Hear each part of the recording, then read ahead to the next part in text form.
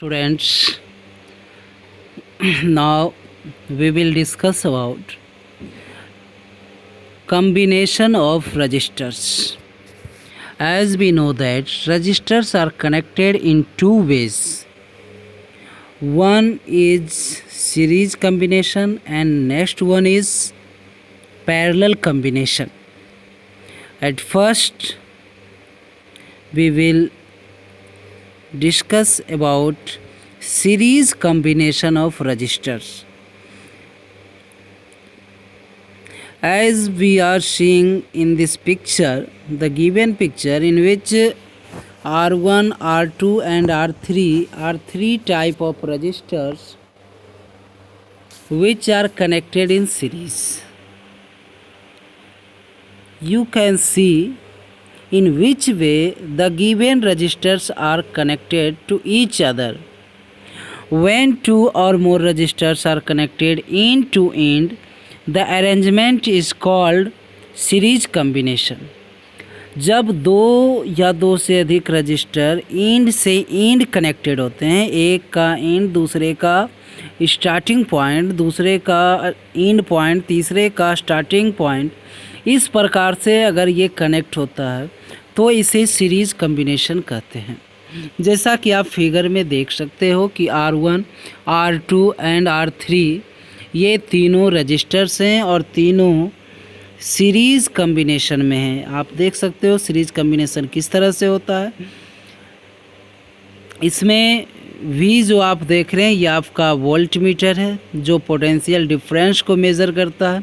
A जो है वो अमीटर है और नीचे जो प्लस माइनस आपको दिख रहा है वो बैटरी है जिसमें एक बड़ी लाइन, छोटी लाइन. K जो है वो की है. इस प्रकार से गिवन सर्किट में three resistors are connected in series. Then in series combination total resultant overall effective resistance in series. Total resistance कहिए या रिजल्टेंट रेजिस्टेंस या ओवरऑल रेजिस्टेंस या इफ़ेक्टिव रेजिस्टेंस इन सीरीज़, तीनों एक ही चीज़ है.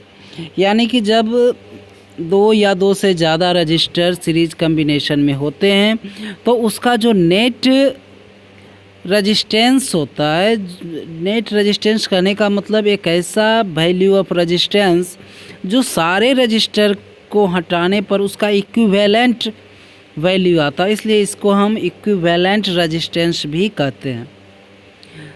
तो सीरीज़ में जो इक्विवेलेंट रेजिस्टेंस होता है वो सम ऑफ ऑल रेजिस्टेंस या sum of resistance of all resistors. तो इन दिस फिगर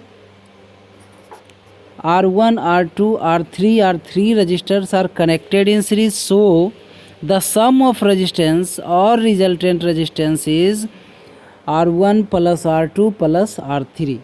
यानी कि इसमें सीधे क्या करते हैं, सीरीज़ में हम सारे रजिस्टर के रेजिस्टेंस को ऐड कर देते हैं. Current through each register is same. याद रखने की ज़रूरत है कि सीरीज़ कम्बिनेशन में हर रजिस्टर से फ़्लो करने वाला अमाउंट ऑफ करंट सेम होता है. That means we can say same amount of current is flowing through each resistance और same amount of current flows through each resistor. हर रजिस्टर से same amount of current flow करता है. Equivalent resistance is larger than the largest individual resistance. Series combination में value of equivalent resistance always greater than the largest individual resistance. यानी जितने भी resistance है उसमें से जो सबसे बड़ा वैल्यू ऑफ रेजिस्टेंस है, सबसे लार्ज वैल्यू ऑफ रेजिस्टेंस है, उससे भी ग्रेटर होता है इक्विवेलेंट ऑफ रेजिस्टेंस.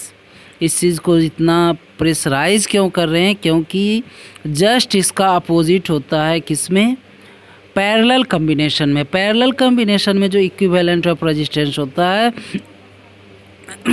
वो सबसे स्मॉलेस्ट वैल्यू ऑफ रेजिस्टेंस से भी स्मॉलर होता है और सीरीज में लार्जेस्ट से भी लार्जर होता है. तो ध्यान रखने की ज़रूरत है ये चीज़ें. total voltage is equal to sum of voltage of drops, that means V is equal to V1 plus V2 plus V3। यहाँ V1 V2 V3 क्या है, तो रजिस्टर R1 का potential difference V1, register R2 का potential difference V2 और register R3 का potential difference V3 है। Voltage across each resistor अगर निकालना है इंडिविजुअल की R1 में, R2 में और R3 में पोटेंशियल डिफरेंस क्या है, तो क्या करेंगे, IR1 IR2 IR3, I चूँकि कॉमन है तो सभी में R1 R2 R3 को सेपरेटली आप मल्टीप्लाई करोगे।